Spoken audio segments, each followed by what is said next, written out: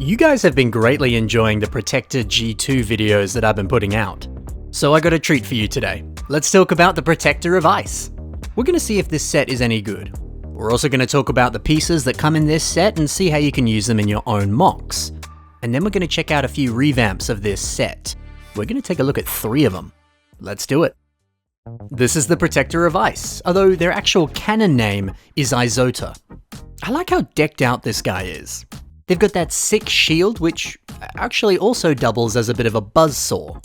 You even get a bit of a play feature that allows you to rotate it. And then we've got the little stud shooter blaster, and it's got that little icicle thing hanging off the end. And of course, as you'd expect, you twist the bit on the back and the studs fire off. These are 2 very simple weapons, but I think they look great. And something else that looks great is this trans-light blue and white color scheme. Yeah, sure, we've seen a lot of ice characters that have the exact same colors, but I mean, when it works this well, I think that's a good thing. It certainly looks pretty. The white armor placement on the torso and the shoulders as well. The way that the edges of it kind of neatly frame the face.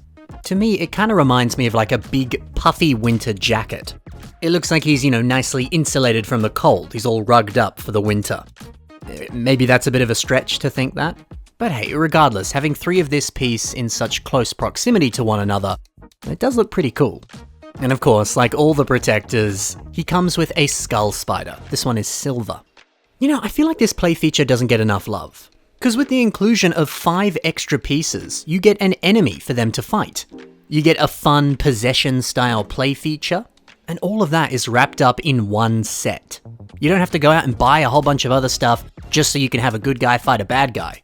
Nah, you're good to go with one purchase. See, that's the good stuff right there.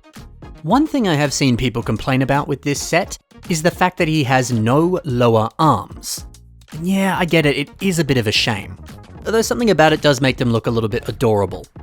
Small arms, big head. He's got like chibi proportions. But hey, the simple act of adding this smallest possible CCBS bone onto these limbs, it's enough to greatly improve upon this. And now he's got so much more posability. Adding 2 extra pieces, it does improve the set quite a lot. Now why don't we talk about those pieces? Let's start off with Isota's buzzsaw. Genko Builds uses 2 of these, one for a pretty sick looking hat, and the other one for a kind of spiked frisbee weapon. Man, that pop of trans-light blue looks so good on a creation that, well, already looked pretty good. That's the power of a nice accent color. This is great. You also got some nice trans-light blue bone pieces. Check out how LEGO Nerd Photos has used them here for a genie creation. Yeah, putting a few lightning pieces on there, adding a couple armor shells and a few other things. It does look like that kind of like wisp that you often see on the legs of a genie. Simple, but super effective, I love it. But one other idea for how you could use this. It's built by a builder called Not a HF Fan. Look at this electric hair. Got a bit of trans purple, bit of trans light blue, some electricity pieces at the end. I mean, that really does look like lightning and electricity. What a great pairing of colors. Maybe you could do the same. Also included in the set are these white armor cover pieces. And I appreciate the way that Gigamesh MOCs has used them here on this Tower of Ice. They make for some great upper legs. And the texture and the kind of shape of this piece. It pairs well with that waist and the sort of middle section of the torso. I like it. Also included here are some size 4 trans-light blue armor shells.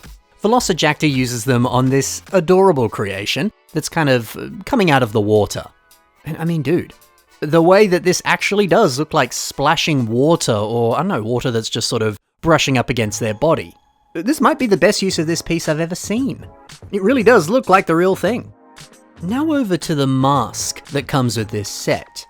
Mitch Henry has used it here, well, as a mask. But I'm less focused on how the mask is used and more what pieces are being paired with it. The neck design, for example, it's using a bunch of these icicle pieces that we see on the Bionicle set Strack. And then we've got these arms. They're using a piece that comes on the set Gelu. Both of these parts share that exact same trans-light blue and white color scheme. So look, if you own these pieces, you may as well pair them all together and use them to create the ultimate ice character. It's gonna look pretty good. So that's the lowdown on these pieces. Now let's check out 3 amazing revamps of this set. Kane's Eye 1 kicks us off with a direct revamp of the set, and I adore these changes to the weapons. The shield being silver just kind of makes sense. Yeah, because now that I think about it, was the shield crafted out of ice? That probably isn't a very sturdy shield if it is, so yeah, having it be more metallic, it just makes sense.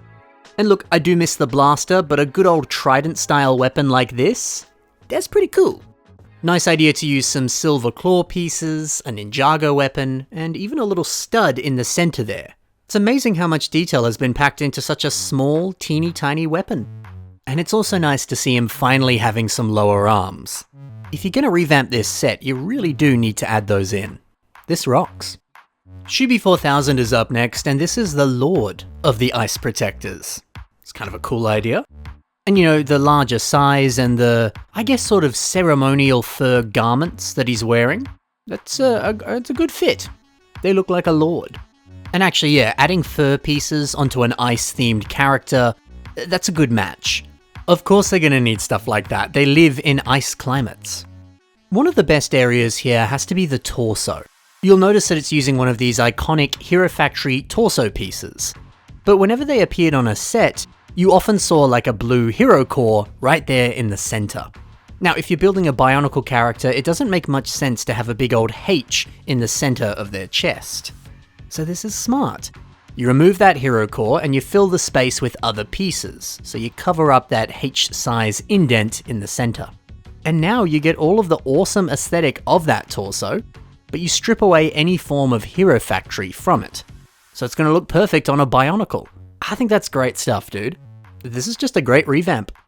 And finally, what if we had a protector of ice that was a little bit more Toa-sized? Well, that's exactly what Peter Shaker has done here, except this guy is called Utpau. It's nice to know that this mask works incredibly well on smaller dudes, but it also fits some larger dudes quite well too. And you know, honestly, with all of the colors that this mask comes in various sets, it might just be one of the most versatile and easy to use pieces that we've got. There's so many good ways that you can use this piece. No matter what creation you've built, this is gonna look good on it. And how good is it to see these snowflake pieces on the arms? Originally, of course, these pieces made up the shield on Metis, but converting them into some kind of arm attachment, some sort of wrist blades. Well, that's clever and that's creative. I really like that. I also really like the size of his other handheld weapon. It's kind of like thick, chunky ice. You know, normally an ice character, their weapons, their aesthetic, it's very smooth, sleek, agile. The textures, the lines, they feel very sharp and angular. So it's nice to see one that's a little bit more like a glacier. Big, chunky, and a little bit imposing. The weapon certainly has that aesthetic, and I think the character does too, to some degree. Not something you see every day, I appreciate that. Heck yeah, man, that's the awesome Protector of Ice. Izorda, he's a good one. So if you liked the MOCs that I spoke about in today's video, be sure to take a look at the links in the description below. You can find their social media right there. So thanks for watching, guys. Happy building, and bye for now.